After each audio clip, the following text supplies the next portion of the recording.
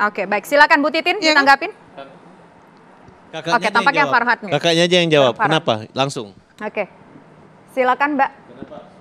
Kenapa majelis hakim? Saya hadir di saat itu, saya menyaksikan dari awal proses persidangan sampai akhir, Saka ini sudah bercerita awalnya. Persis sekarang yang diumumkan di TV, dia sudah cerita, saya ada di mana, bersama siapa. Sampai saya hadirkan saksi hidupnya Saka, saya sudah hadirkan. Tetapi pada proses sidang, hakim itu selalu mengarahkan ke BAP. Setiap dia cerita selalu diarahkan ke BAP lagi. Balik lagi seperti itu. Jangankan ke Saka, ke saksi yang saya bawa sama. Malahan tidak yakin bahwasanya itu ada. Mana ada bengkel jam segitu. Padahal mereka benar-benar melakukan itu. Oke, baik. Silakan Mbak Putri. Berarti kan Mbak, periksa itu semua hakim saat itu. Oke, silakan Bu Titin.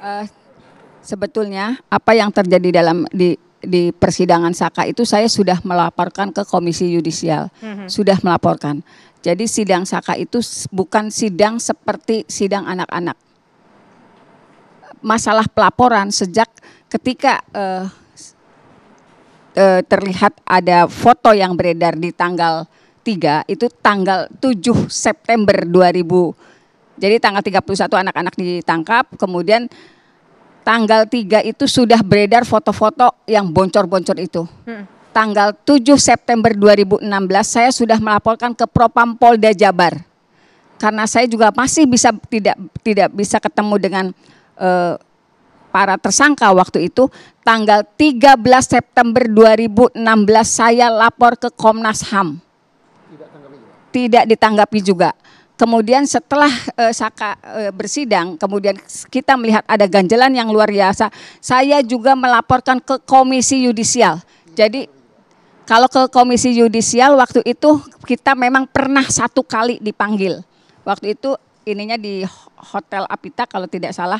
Kita pernah dipanggil situ, saya dan kakaknya Saka. Tapi kita tidak pernah tahu follow up-nya seperti apa. Kalau laporan ke Propam Polda Jabar kita tidak tahu follow up-nya seperti apa. Laporan ke Komnas HAM baru 2 minggu kemarin itu kami akhirnya dipanggil lagi.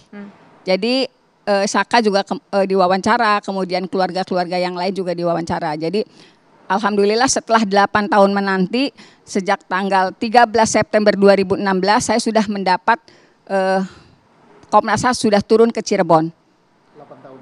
8 tahun kemudian. Itu pun kalau nggak viral kayaknya lupa. Oke, ada ini nggak rencana tadi kan disampaikan bahwa salah satu caranya untuk membersihkan nama Saka, kalau seandainya memang Saka tidak terlibat dan menjadi korban, mengajukan upaya hukum lainnya, PK. Saya berterima kasih sekali dari 2016-2017 saya betul-betul melakukan, saya nggak ngomong berjuang lah. Saya betul-betul melakukannya sendiri. Pak Farhan juga tahu. Tadi ketika misalnya di Polda Jabar, kepedihan saya luar biasa karena saya sudah lakukan banyak hal di 2016-2017. Di Cirebon saya juga karena saya orang kampung di Cirebon, sebetulnya saya sudah komunikasikan pengacara mana yang bisa bantu saya. Karena saya betul-betul sendiri. Ternyata saya diledek di Cirebon. Saya curhat ke ini, cuma dilihat sudah selesai. Luar biasa ada kehadiran pengacara nasional yang tahu betul saya bergerak sendiri. Awalnya juga Pak Farhan lagi nyerang-nyerang saya ajak Pak nggak usah nyerang saya deh, yuk kita lihat berkas. Setelah dibuka berkasnya beliau sama Pak. Ada rencana mau PK nggak Bu? Krisna Mukti. Itu PK-nya kita sedang menyusun. Tentu sedang bantuan dari pengacara nasional. Saya sudah mulai tegar karena saya juga sudah lelah luar biasa. Lelah luar biasa. Kita dapat poinnya. Nah, terakhir saya ingin ke Pak Sugeng. Pak Sugeng, memotret soal peristiwa pembunuhan Vina dan Eki yang baru benar-benar tampaknya diusut secara dalam 8 tahun kemudian setelah viral, tapi kemudian kita mendengar informasi ada pemaksaan supaya orang-orang tertentu, contohnya Saka. Menurut keterangan dari Saka bahwa ia dipaksa untuk mengakui perbuatan yang tidak dia lakukan 8 tahun yang lalu. Kemudian juga ada kontroversi di luar mengenai penangkapan PS Peggy Setiawan yang dianggap sebagai DPO yang dicari-cari selama 8 tahun belakangan ini. Anda melihatnya seperti apa? Memotretnya mengenai kinerja dari polisi itu sendiri. Iya, baik. Begini ya. Karena kewenangan polisi itu di dalam hal saat ini penyidikan ya, maka kasus ini harus dipotret dari proses saat ini. Ya, potretnya saat ini ya. Potret dalam kasus Peggy siapa namanya? Setiawan ya.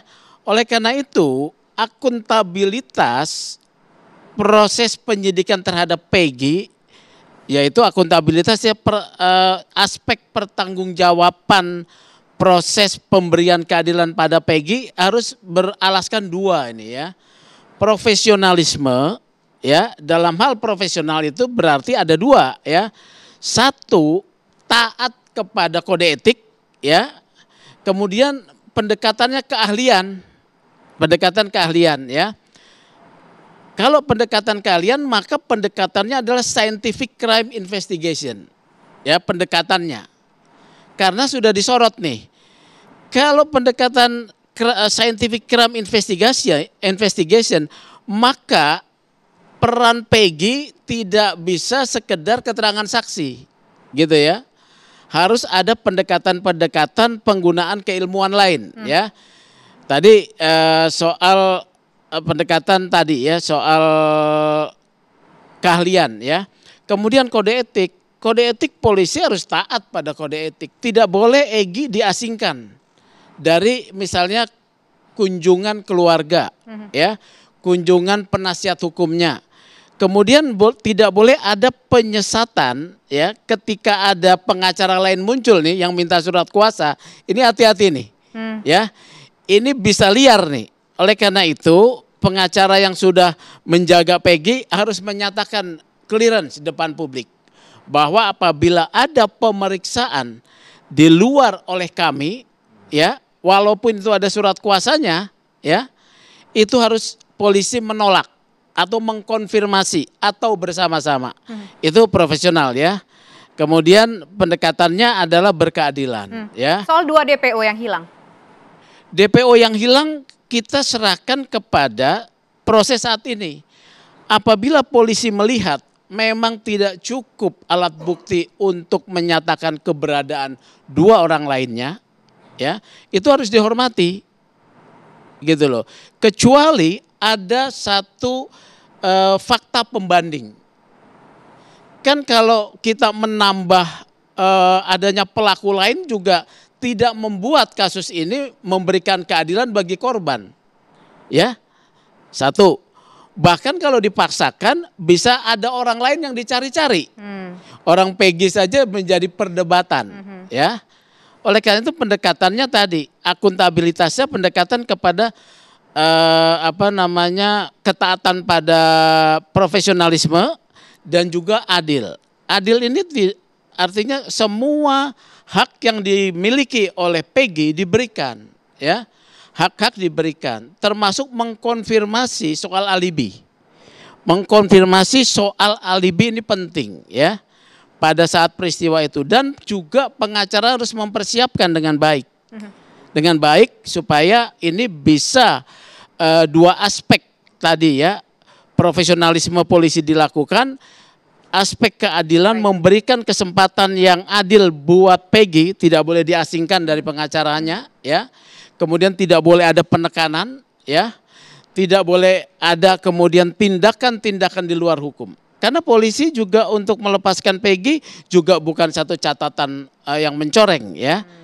Nah, oleh karena itu tetapi juga kita hormati ketika polisi masih memberikan status tersangka dan ditahan. Nah, ini prinsipnya nih yang harus diberikan. Baik. Kalau dari potret penanganan ini kemudian membuka fakta-fakta baru, mungkin ini bisa menjadi alasan di dalam sistem hukum kita PK ya. Kepada para tersangka yang lain, terpidana yang lain. Baik. Jadi begitu. Oke, baik. Catatan demokrasi pemirsa, masih akan kembali sesaat lagi.